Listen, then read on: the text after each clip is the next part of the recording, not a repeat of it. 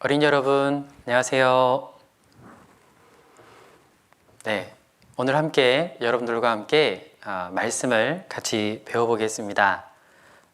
같이 기도하고 시작하도록 하겠습니다. 살아계신 우리 아버지 하나님, 이 세상 모든 것들을 만들어주시고 또 우리를 사랑하셔서 예수 그리스도를 보내주신 주님의 크신 은혜에 감사합니다. 이 시간 우리 초등부 어린이들과 함께 하나님의 말씀을 배워보고자 합니다. 부모님과 함께 복음을 전하는 기쁨에 대하여 주님의 뜻을 바르게 알고 믿으며 또 행할 수 있는 귀한 믿음 갖게 되길 기도합니다. 우리를 사랑하시는 예수님의 이름으로 기도드렸습니다. 아멘. 네, 함께 성경 찾아보겠습니다. 사도행전 16장 30절, 31절을 같이 보겠습니다.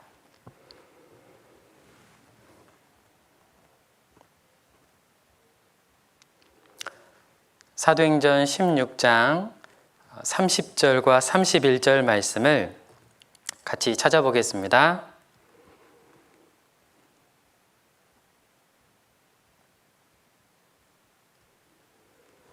네, 목사님이 읽겠습니다. 저희를 데리고 나가 가로되 선생들아 내가 어떻게 하여야 구원을 얻으리까 하거늘 가로되 주 예수를 믿으라 그리하면 너와 네 집이 구원을 얻으리라 하고. 네, 지난 8시간에 걸쳐서 부모님과 함께 예수님을 알아가는 기쁨에 대해서 함께 배워봤습니다. 그리고 바로 전 시간에는 역시 부모님과 함께 복음을 전하는 기쁨에 대해서 함께 배워보는 시간을 가졌는데요. 오늘은 그 두 번째 시간으로 복음을 전할 수 있는 그런 방법에 대해서 실제적인 성경에 나와 있는 사례를 가지고 함께 배워보려고 합니다. 다음 주까지 해서 총 3번에 걸쳐서 말씀을 배우게 될 텐데 오늘은 특별히 가족 전도에 대해서 구원받지 않은 아직 가족들이 있다면 그 가족에게 어떻게 복음을 전할 수 있을까? 그리고 내가 좋아하는 친구, 서로 사이가 좋은 친구가 있을 거예요. 그 친구에게 어떻게 복음을 전할 수 있을까? 자, 그것에 대해서 오늘 이 말씀에 대해서 한번 배워보겠습니다. 다음 주에는 나와 사이가 좋지 않은 친구, 나를 싫어하는 친구, 그리고 사이가 싫지도 좋지도 않은 대면대면한 관계, 그냥 알고는 지내지만 친하게 지내는 친구가 아닌 그런 친구에 대해서 어떻게 복음을 전할 수 있을까? 자, 이렇게 해서 3번에 걸쳐서 말씀을 함께 배워보려고 합니다. 자, 여기 보면 우리 지난주에 목사님께서 과제를 내주셨는데 역시 많은 어린이들이 함께 참여했습니다. 디모데반 정은재 학생은 외할머니와 외할아버지 그리고 이모와 이모부, 외숙모, 외삼촌, 할머니까지 여러분들을 이렇게 전도하고자 기도 부탁을 했습니다. 역시 디모데반 김소은 어린이는 사랑하는 동생, 고모 또 이렇게 해서 기도 부탁을 하고 그리고 미국에 있는 9살 제2 오빠에 대해서도 이렇게 기도 부탁을 함께 했습니다. 역시 디모데반 오한비 학생은 은경이 이모 이렇게 해서 역시 또 기도 부탁을 했네요. 지금 이 말씀을 함께 듣고 있는 우리 초등부 친구들도 함께 잠깐이지만 마음속으로도 기도해 주면 좋겠습니다. 디모데반 정선민 어린이는 1학년 때 우리 반 친구 장주민, 김채령, 박지민 구원받을 수 있도록 이렇게 기도 부탁을 이렇게 예쁘게 글로 적어 주었습니다. 신오호 선생님, 그 요셉반의 신오호 선생님께서 이렇게 친구 박태준, 그리고 역시 친구 장평부, 그리고 매형과 누나이신데 양정열님과 신수년 님에 대해서 같이 기도 부탁을 했습니다. 너무 예쁘게 이렇게 만들어 주셨는데요. 함께 기도해 주시면 좋겠습니다. 요셉반 임흥규 선생님께서 또 이렇게 사랑하는 가족을 위해서 이렇게 기도 부탁을 했습니다. 우리 임미선, 또 임영길, 백일순 기도 부탁을 하셨네요. 함께 기도해 주시고요. 그리고 요셉반의 오가현 어린이는 전도하고 싶은 사람으로 이모 할머니를 이렇게 예쁘게 편지에 써서 보냈습니다.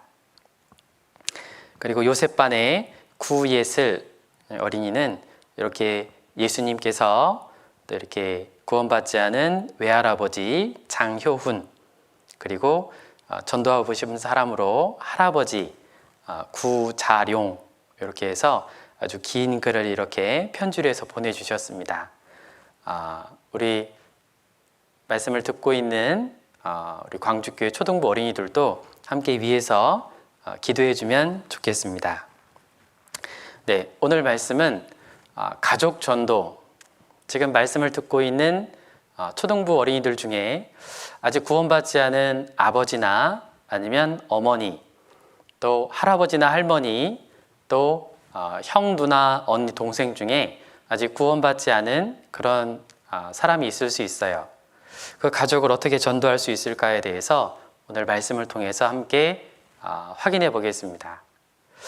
여기 지금 읽은 이 사도행전 16장 30절과 31절 말씀은 아주 유명한 말씀입니다. 아주 구원받지 않은 가족이 있는 그런 형제 자매님들에게 이 말씀은 도전이 되고 또 위로가 되고 힘이 되고 또 인내를 줄 수 있는 그런 말씀인데요. 주 예수를 믿으라. 그리하면 너와 내 집이 구원을 얻으리라. 자, 이 말씀이 어떻게 해서 나오게 됐는지 그 말씀의 배경에 대해서 먼저 한번 생각해 보겠습니다.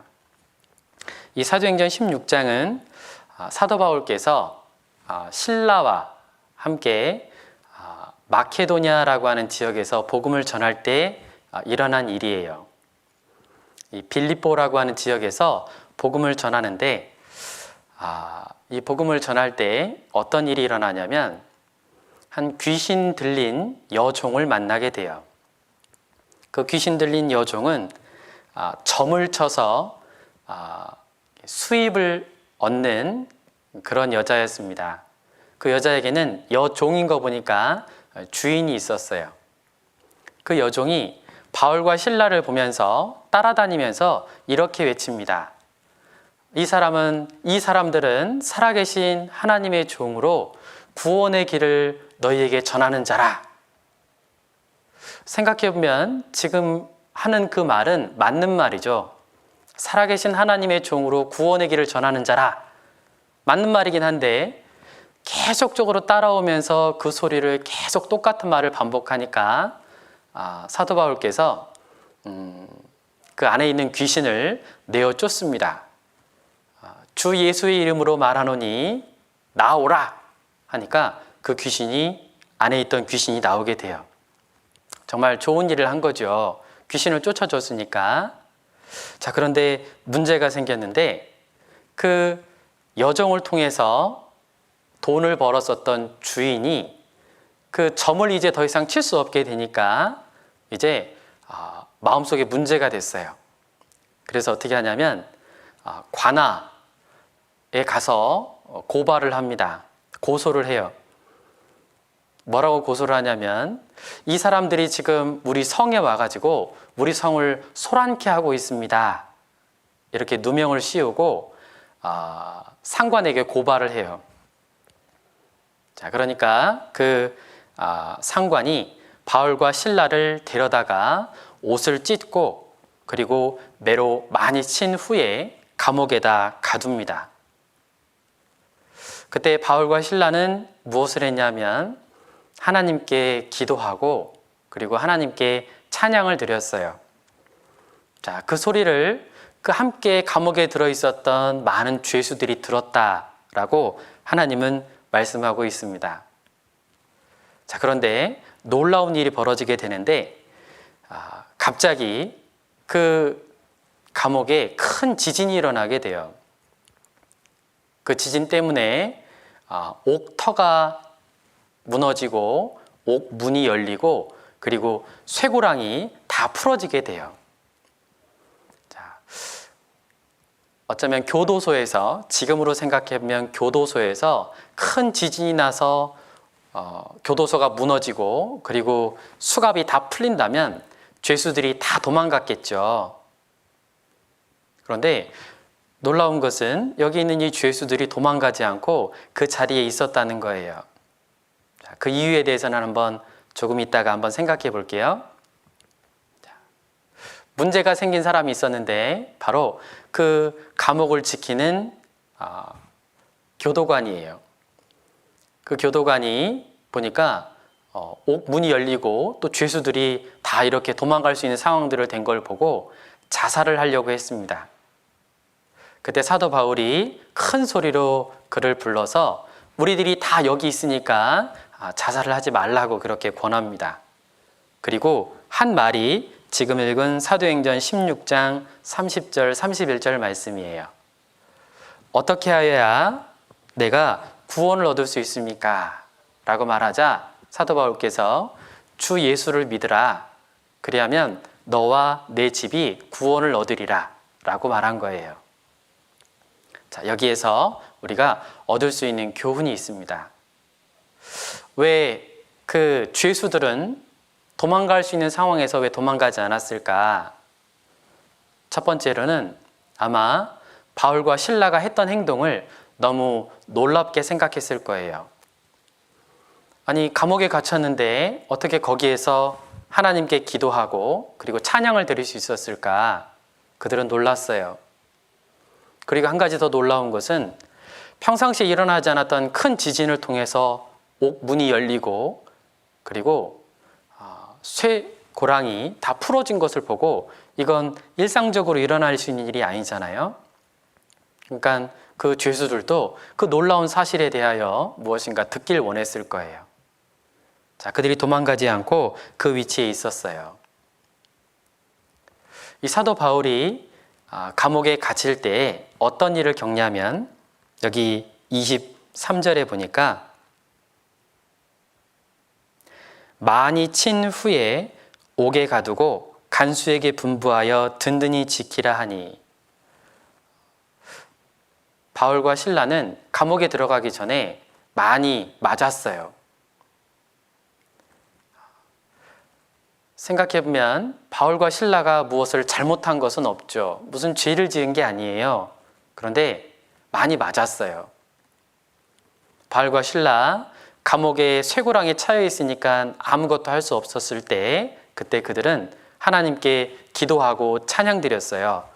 왜냐하면 지금 이 상황을 하나님께서 허락하셨다는 것을 그들은 믿었기 때문이에요. 자, 이 말씀 여러분들 기억할 거예요. 몇 주간에 걸쳐서 이 말씀을 우리가 계속적으로 배워봤는데, 주 여호와께서 학자의 혀를 내게 주사 나로 곰핍한 자를 말로 어떻게 도와줄 줄을 알게 하시고, 자, 하나님께서 학자의 혀, 제자의 혀를 내게 주사 곰핍한 자, 마음이 가난한 자, 그 자를 어떻게 도와줘야 할까요? 이사야 50장 6절에 보면 그 도와주기 위해서, 곰핍한 자를 도와주기 위해서 각오를 하셨는데, 나를 때리는 자들에게 내 등을 맡기며 나의 수염을 뽑는 자들에게 나의 뺨을 맡기며 수욕과 침뱉음을 피하려고 내 얼굴을 가리우지 아니하였느니라. 이 말씀의 1차적으로 이루어진 것은 물론 예수님이십니다. 예수님께서는 나를 때리는 자들에게 등을 맡기셨고, 그리고 수염을 뽑는 자들에게 뺨을 맡기셨고, 그리고 수욕과 침뱉음을 피하려고 얼굴을 가리시지 않았어요. 예수님께서는 이런 맞을 일을, 침뱉음 당할 일을, 채찍에 맞을 일을 행하신 적은 없어요. 그런데 우리를 위해서, 궁핍한 자들을 위해서 예수님은 그것을 자발적으로 그렇게 행하셨던 거예요. 예수님이 맞으시고 또 채찍에 맞으시고 십자가에 찔려서 돌아가시지 않으셨다면 아마 세상 모든 사람들은 구원을 받지 못할 거예요. 그런데 예수님이 그것을 당하심으로 인해서 모든 사람들이 구원을 얻게 됐어요. 예수님은 그것을 십자가로 나아가시기 전에 그것을 마음의 예산으로 두셨습니다. 사도 바울께서도 전도 여행 중에 사실 여기에는 기록되지 않은 많은 어려움을 겪게 돼요. 돌로 맞고 또 채찍으로 맞고 또 목숨의 위협 가운데 복음을 전하러 다녔어요. 만약에 사도 바울께서 이런 어려움을 마음의 예산에 두지 않았다면 그는 감옥 안에서 기도하거나 찬양할 수 없었을 거예요. 맞았을 때 아마 그 억울함 때문에 아마 분을 삭히지 못했을 거예요. 그런데 그 사도 바울께서는 그것을 마음의 예산에 두셨습니다. 그리고 마음으로 자신을 지금 옷을 찢고 때리는 그 상관과 그리고 자신을 지금 감옥에서 지키고 있는 그 죄수를 지키고 있는 그 사람을 마음속으로 심중에 용서할 수 있었어요.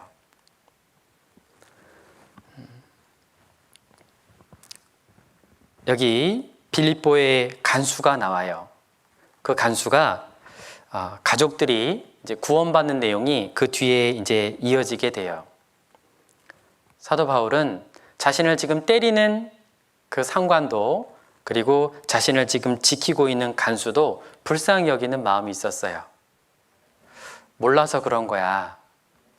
저들도 구원을 받을 수 있다면, 저들도 예수님을 만날 수 있다면 그러면 이렇게 하지 않았을 거야 하면서 그들을 마음으로 용서했습니다.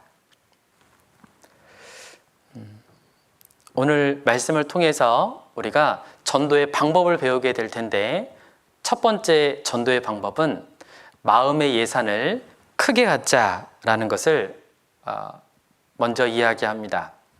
전도를 할 때는 예산을 크게 잡아야 돼요.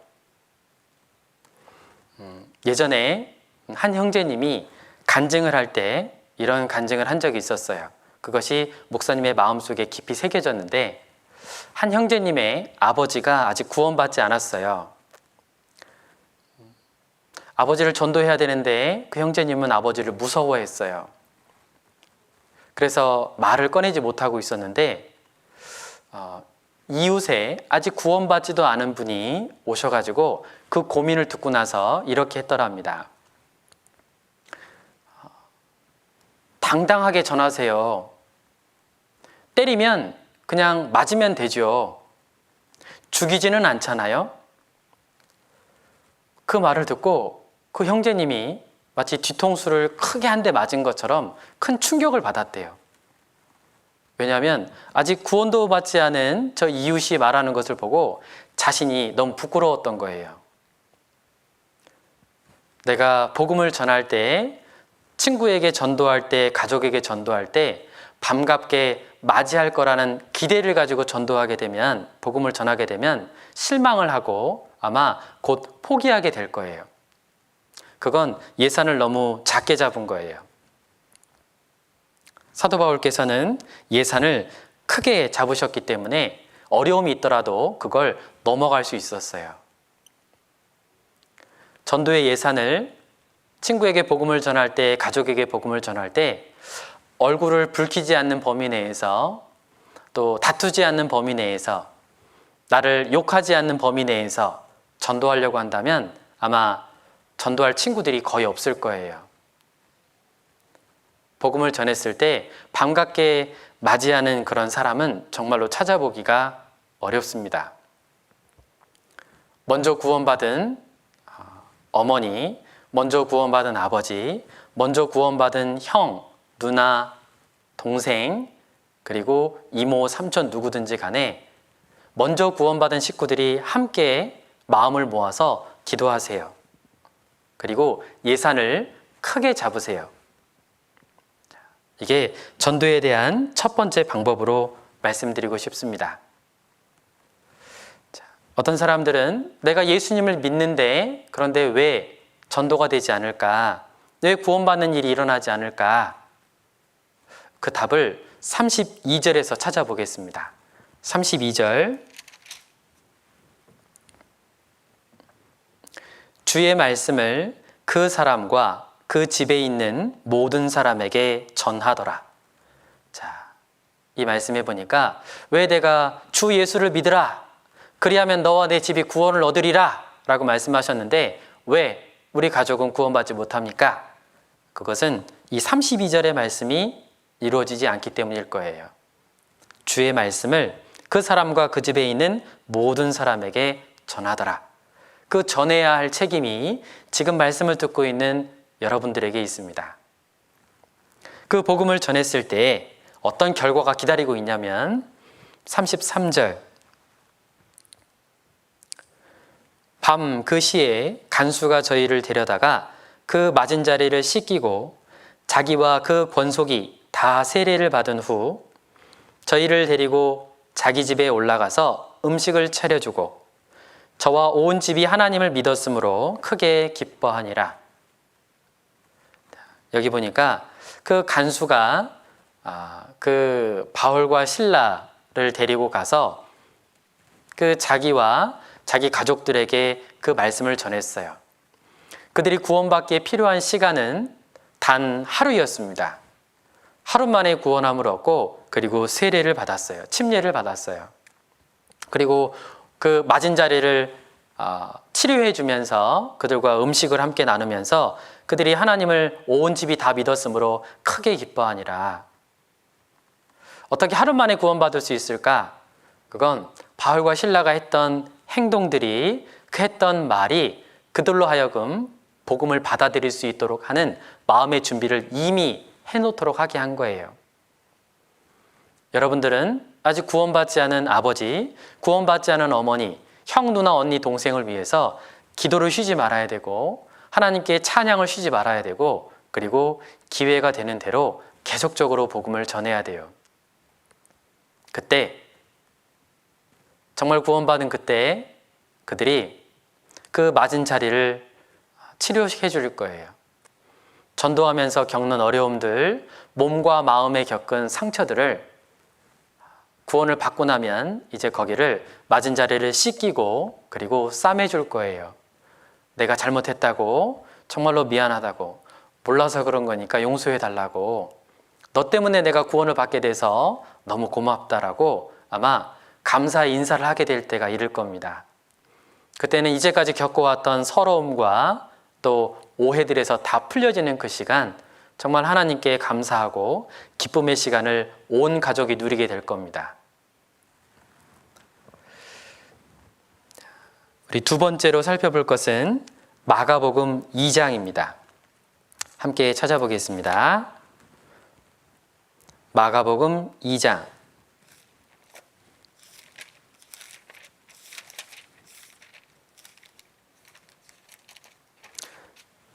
마가복음 2장 1절부터 5절까지 말씀을 같이 보겠습니다.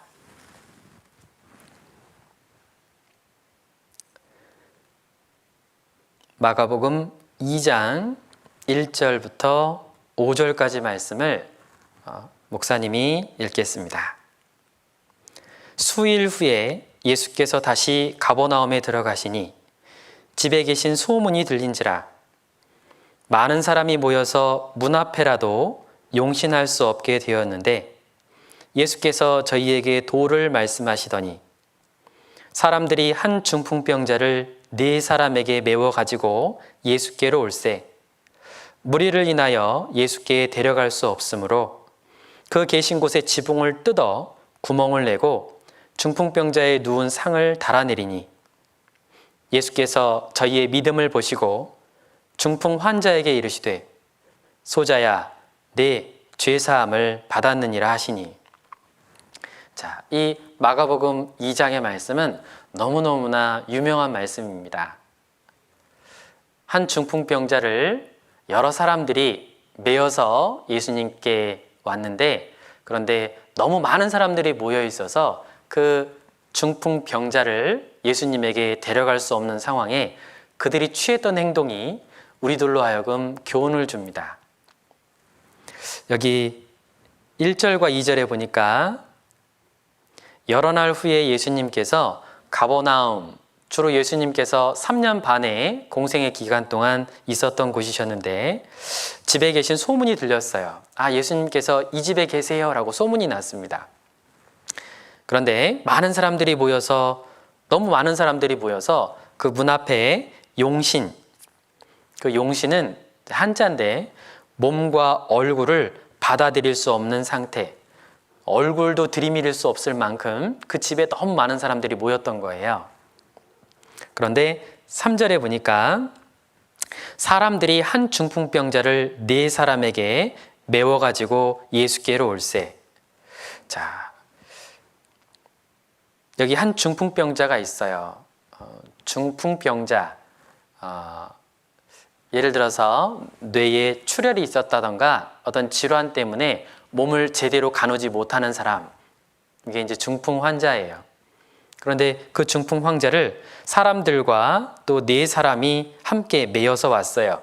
아마 본인의 발로 걸어올 수 없을 만큼 아마 몸이 불편했던 모양이에요. 4절에 보니까 무리를 인하여, 너무 많은 사람들이 있다 보니까 그 중풍 환자를 예수님에게 직접 데려갈 수가 없는 거예요. 이때 그들이 행동을 취했던 것은 그들이 지붕을 뜯어서 그리로 하여금 이렇게 예수님께 달아내려요. 이 모습을 보면 목사님은 어떤 생각이 드냐면 삭개오가 떠올라요. 너무 많은 사람 때문에 예수님께 나가고 싶은데, 그런데 너무 많은 사람 때문에 예수님께 갈 수 없는 거예요. 더군다나 본인이 키도 작아가지고 예수님을 또 쳐다볼 수도 없어요. 그 삭개오가 했던 행동은 뽕나무 위로 올라가서 예수님을 만나게 되죠. 예수님은 정말로 예수님 만나기 싶어하는, 간절히 원하는 사람을 예수님은 만나주세요. 무리를 인해서 예수님께 데려갈 수 없으므로, 이 말씀에서 우리 모든 사람에게 하나님께서 주시는 어려움을 생각해 봐요. 전도할 때 사실 쉽지가 않아요. 여러 가지 어려움들이 있어요. 그때 우리의 믿음과 얼마나 이 사람이 예수님을 만나길 바란다는 간절함이 그때 나타나게 돼요. 간절함이 없다면, 또 예수님께 나아가기만 하면 구원받을 수 있다라고 하는 그런 믿음이 없다면 아마 거기에서 포기하고 다음으로 미루거나 그랬을 거예요. 그런데 이들은 포기하지 않았어요. 이 사람들이 어떤 사람이었을까? 친인척이었을까? 친구였을까? 이웃이었을까? 그런 관계는 알 수는 없어요. 다만 이 중풍 환자와 가까운 사이였다는 것은 알아요. 좋은 관계를 맺고 있었을 거예요.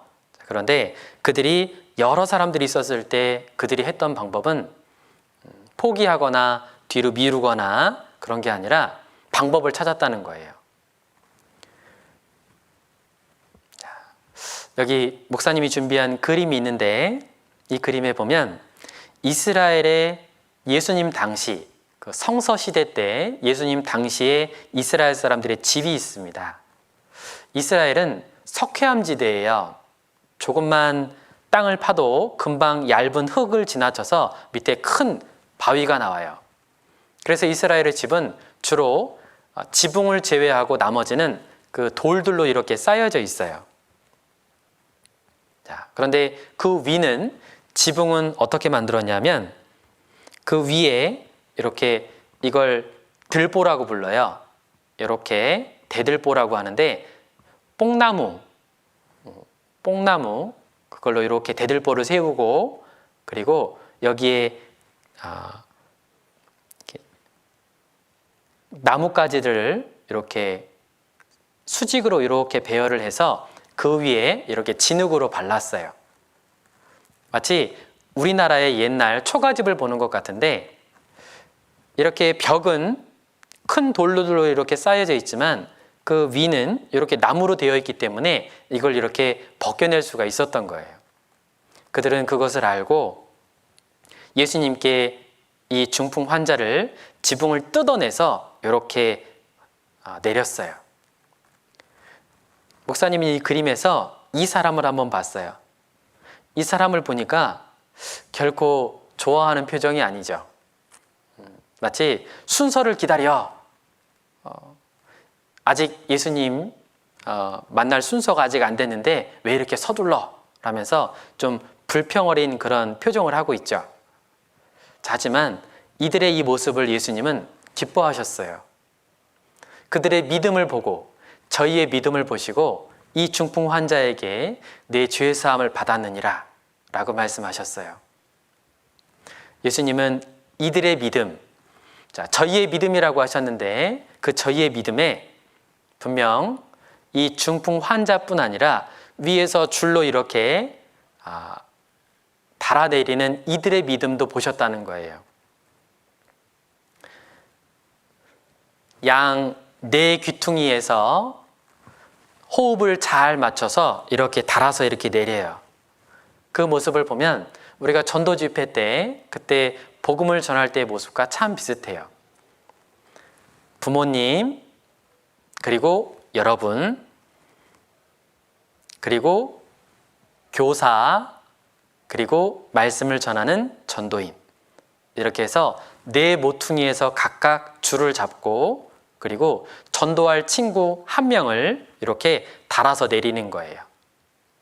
한쪽이 치우치면 안 되겠죠.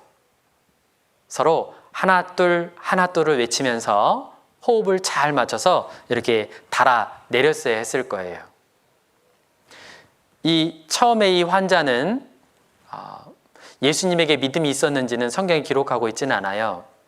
확실한 것은 예수님께 나아갔을 때 이 환자에게는 믿음이 있었어요. 이 환자는 생각했을 거예요.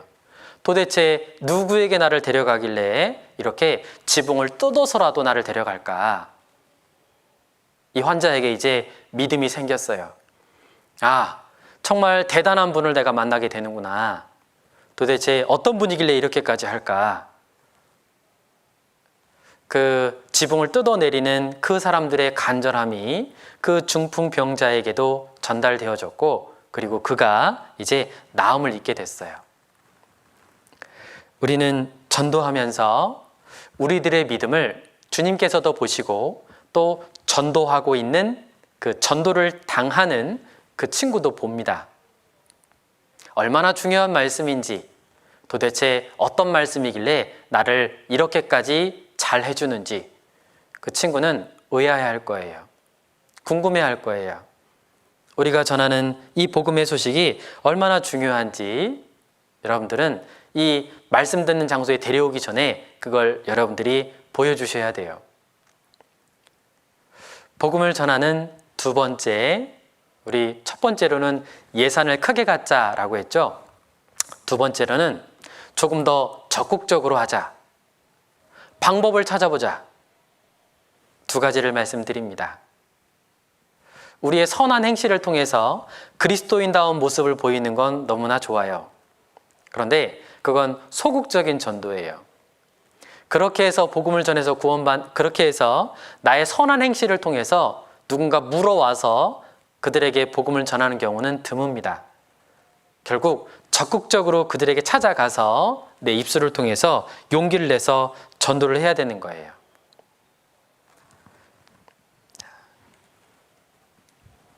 여기 한 사람이 있어요.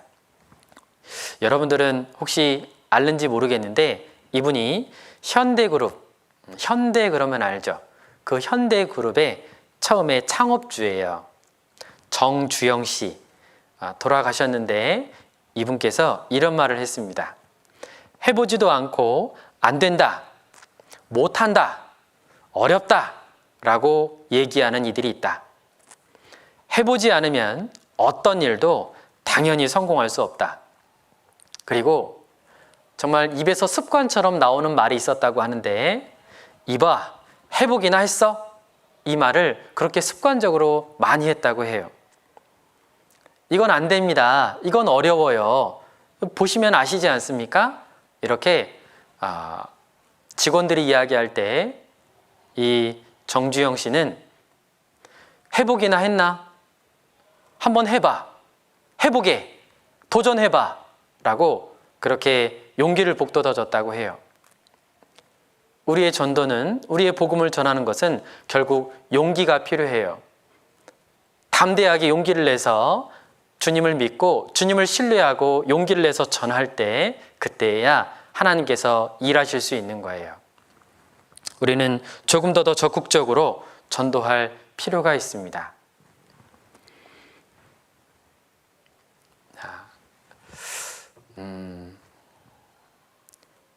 말씀을 들을 때 항상 이렇게 과제를 내주시는데, 이제 다음 주에도 말씀이 있으니까 오늘도 과제를 내드립니다. 조금 더 적극적으로 이제 부모님과 함께 복음을 전하기. 그래서 실제 내가 기도 부탁을 했던 그 친구, 가족, 또 이웃을 정말로 만나서 복음을 전하고, 그리고 나서 그 복음을 전하는 것을 이렇게 사진을 이렇게 찍어서 분반 선생님께 보내주시기 바랍니다.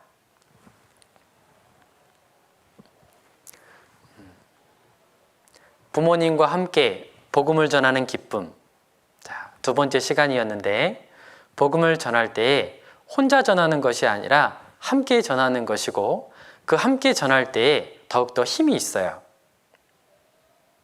만약에 누군가가 나에게 무엇인가를 권할 때 혼자서 오는 것과 두세 명이 와서 나에게 적극적으로 권하는 것과 분명 다를 거예요. 예전에 한 조사가 있었는데, 한 판매원이 이런 조사를 했어요. 어떤 화장품을 팔거나 자동차를 팔거나 보험을 팔거나 또 정수기를 팔거나 어떤 물건을 팔 때 도대체 어떤 사람이 물건을 가장 많이 파나? 라고 조사해 봤어요. 보니까 한 번 찾아가서 권했는데 그냥 포기하는 사람이 전체의 절반이더래요. 50%가 한 번만 이렇게 권유하고 나서 그걸 받아들이지 않으면 더 이상 연락을 하지 않더래요. 한 번 더 용기를 낸 사람, 두 번 권유한 사람이 30%더랍니다. 그리고 세 번까지 권유한 사람을 보니까 한 3% 정도 됐대요. 그럼 나머지는 어떻게 했냐 보니까 나머지 17%는 그 물건을 팔아줄 때까지 계속적으로 권유를 하더랍니다. 자, 놀라운 것은 그 계속적으로 권유한 사람이 전체 물건의 80%를 팔더래요. 이건 한 가지 그냥 예입니다.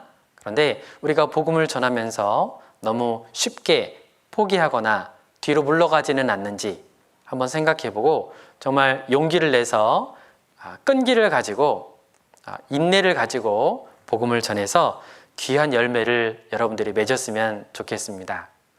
오늘 가족 그리고 사이좋은 친구에 대해서 어떻게 복음을 전할 수 있을지를 한번 생각해 봤습니다. 함께 기도하고 마치겠습니다.